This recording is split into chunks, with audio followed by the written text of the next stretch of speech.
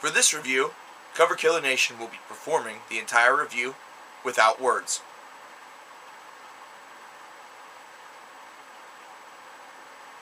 That told you a lot, didn't it?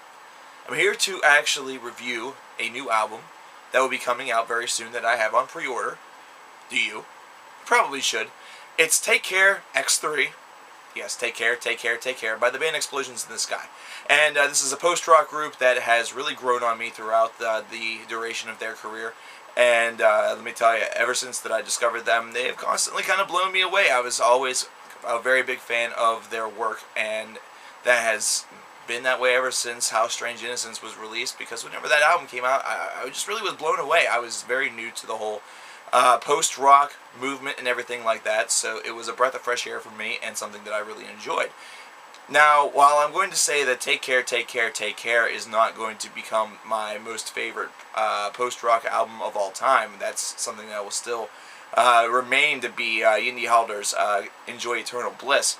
This is definitely an album that does see strides in a very mature direction for this particular band.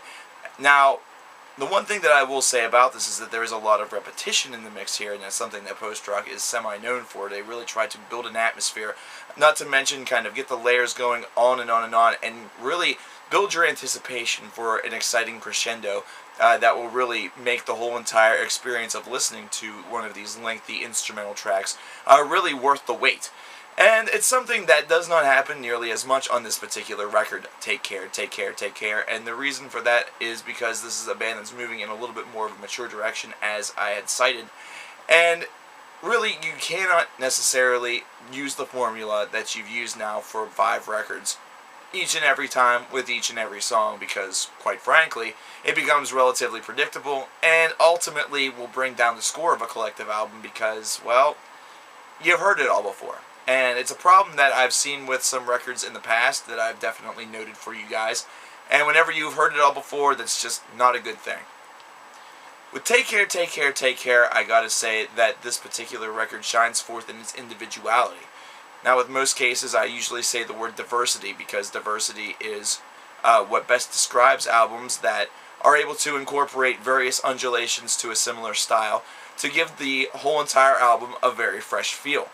This is actually an album where each individual track has a freshness to it, where each individual track really shines forth in its own unique way. You're going to hear songs that have a little bit more of a different tempo, a different pacing than you're used to with your traditional Explosions of the Sky song. And with the others that follow more of the traditional formula, it's going to be done in a little bit of a subtle and different way, to the point where each and every song will really maintain a sense of, this is a unique spot. Instead of it being an entire album that is dedicated to 6 tracks that are of the exact same formula, you get 6 individual songs that shine forth in their own unique and, in a way, very powerful way. Now, unfortunately, one of the big negatives that I do have for this record is that the building blocks that they kind of make, which would traditionally lead to that crescendo that I'm saying that they're kind of distancing themselves from in a certain light, unfortunately, it seems like with some of them, they kind of just drone on for a little bit too long. Being a fan of drone metal to a certain extent, this really shouldn't bother me all that much, but I noticed that with this particular record, it kind of did. It sort of wears on your patience a little bit, especially whenever you know what the band is capable of by examining their history very closely on a musical level. So this is something where, at certain points, it does tend to get a little bit monotonous and tedious. It makes you sort of want to either rush to the final minute to see if anything else happens, or just skip the rest of the song altogether if you notice that it's kind of going nowhere. But aside from all of that, this release is very strong. It's one that I'm very happy that I have a pre-order on. It's one that I'm very pleased that I got to hear in advance, even though I will still be purchasing this record. And it's one that I think is ultimately a very satisfying album that most Explosions of the Sky fans, if not all, should enjoy a great deal. Overall, as far as the score is concerned, I have to give this one a strong 7.25 out of 10. Usually whenever I review metal and the like, that's kind of low.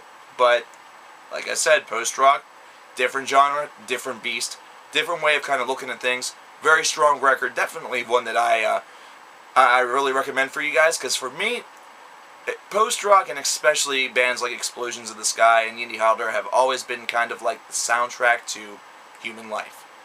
And, well, it's kind of fitting that it is, considering we all are human, as far as I know.